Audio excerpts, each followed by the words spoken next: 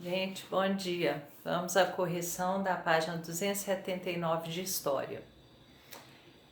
A primeira pergunta: todos os povos indígenas possuem a mesma cultura? Nós vimos na aula, no início da aula passada, que não. Embora sejam todos indígenas, pode ter até semelhanças entre eles, mas são povos com culturas diferentes.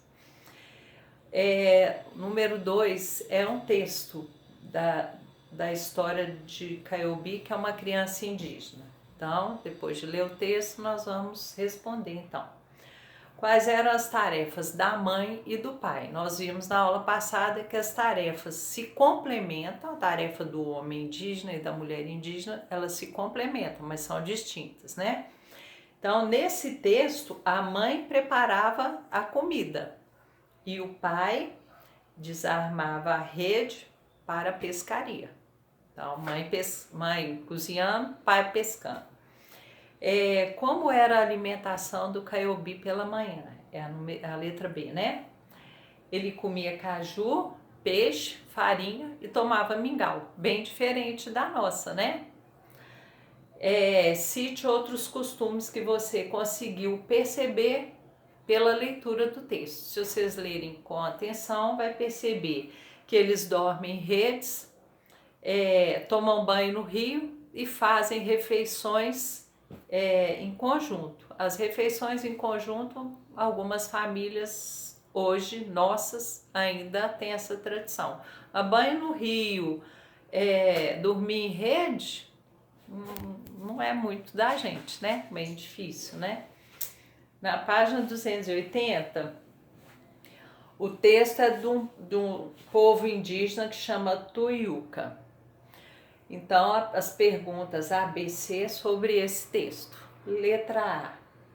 Qual é a principal referência dos Tuiuca para a construção do calendário deles? A principal referência deles é observar as constelações. O calendário deles era baseado nisso, está falando aí no início do texto. Você consegue perceber, observando o tempo, alguma fenômeno da natureza? Isso é uma resposta pessoal, né? Por exemplo, tem época do ano, você observa as folhas estão caindo, agora é época que os ipês começam a dar flor. Aí é cada um com a sua percepção, tá bem? A letra C, quais são os outros eventos do ciclo dos indígenas aí que são citados aqui nesse texto?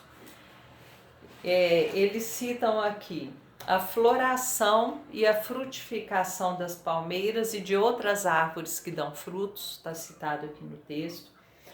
Períodos de revoadas de diferentes espécies de formiga e de cupim. Então, elas não estão no tempo todo, depende do tempo.